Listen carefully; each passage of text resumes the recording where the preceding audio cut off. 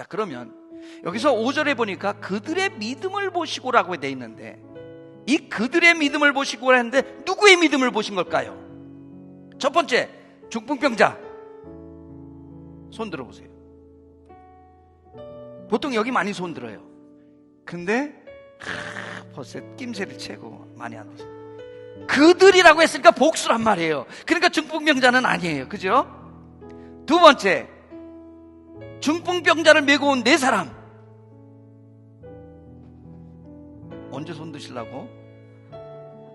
보통은 여기에 손 또 많이 들어요. 근데 이거를 우리는 친구라고 알고 있어요. 왜냐하면 교회 학교에서 중풍병자의 네 친구가 메고 왔다고 그러는데, 사실 성경의 세 군데에서 다 친구란 말이 안 나옵니다. 친구가 아닐 확률이 높습니다. 어쨌든 4명. 세 번째, 중풍병자와 4명. 아유, 손 모르겠다. 우리 3절을 읽으면 힌트가 나옵니다. 3절을 읽겠습니다. 시작. 사람들이 한 중풍병자를 4사람에게 메워가지고 예수께로 올세. 성경 읽을 때 의미 없는 구절은 없어요. 의미 없는 단어 없습니다. 잘 보셔야 돼요. 같이 읽습니다. 시작. 사람들이 한 중풍병자를 4사람에게 메워가지고 예수께로 올세. 자, 중풍병자를 메워온 사람은 몇 명이에요? 근데 이 사람들이 메워온 거예요? 누가 시켜서 한 거예요?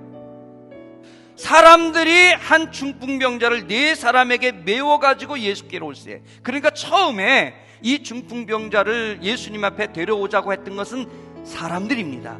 4명은 시켜서 한 겁니다. 그죠? 사람들이 한 중풍병자를 4사람에게 메워가지고 올세. 중풍병자가 먼저 도와달라고 요청을 했는 건지, 아니면 이 사람들이 그냥 중풍병자를 설득해서 우리 예수님한테 가보자고 한 건지는 모르겠어요.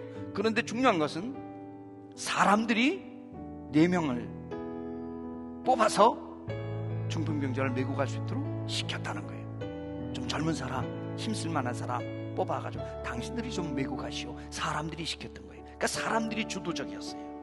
그리고 적어도 이 중풍병자는 동의했을 것 같아. 중풍병자 나 안 간다 그러면 갈 수는 없겠죠. 그러니까 중풍병자와 이 사람들은 예수님에게 나가려고 주도적이었습니다. 그런데 4명은요 시켜서 한 일이었어요. 수동적이었다는 말이에요. 이 4명이 먼저 가자고 한 게 아닙니다. 사람들이 시켜서 메워 가라고 하니까 그렇게 한 겁니다. 근데 이 메워 오다라는 이 단어가 참 재밌는 단어입니다. 이게 헬라어로 보면 디포넌트 동사라고 하는데, 문법적으로 이 말은 뭐냐면, 이 디포넌트 동사는 아주 신기한 게 문법적으로는 수동태예요. 그런데 행동은 능동태예요. 이게 뭔 말이냐? 처음에 다른 사람들이 시켜서 이 4사람이 이 침상에 메워올 때는 수동적이었어요. 수동태예요. 시켜서 한 거예요. 그런데 그 행동을 하는데 그 행동의 마음의 자세가 능동적으로 주도적으로 바뀌었을 때 디포넌트 동사를 쓰는 거예요. 그러니까 이상한 단어죠. 처음에는 시켜서 했지만 나중에 메워오면서 이 사람들이 적극적으로 그래 예수님께 가보자 능동적으로 바뀌었다라는 거예요. 자, 그러면 이제 누구의 믿음인지 답을 찾을 수 있습니다. 적어도 중풍병자와 사람들의 믿음은 분명하고, 처음에는 수동적으로 시켜서 했지만 나중에는 이 4명도 적극적으로 바뀌었으니 이들의 믿음까지도 포함될 겁니다. 그러면 예수님께서 그들의 믿음을 보시고 했을 때 이 사람 전체를 말하는 것입니다. 그들의 간절함이 예수님을 만나게 한 줄로 믿습니다. 그리고 그 간절함을 예수님은 뭐라 그래 말해요? 믿음이라고 말하는 겁니다. 이들의 간절함을 예수님은 믿음을 보시고 라고 말씀해 주십니다. 침상채 메어 왔다라는 것을 보면 이 사람은 중증 환자였다는 말입니다. 가만 놔두면 자기 스스로 절대로 예수님을 만날 수 없는 사람이었단 말입니다. 그런데 사람들의 간절함과 4사람의 간절함과 본인의 간절함이 모였더니 결국에는 누구도 생각했지 못했던 지붕을 뚫는 일이 벌어지고 예수님을 만나게 된 줄로 믿습니다.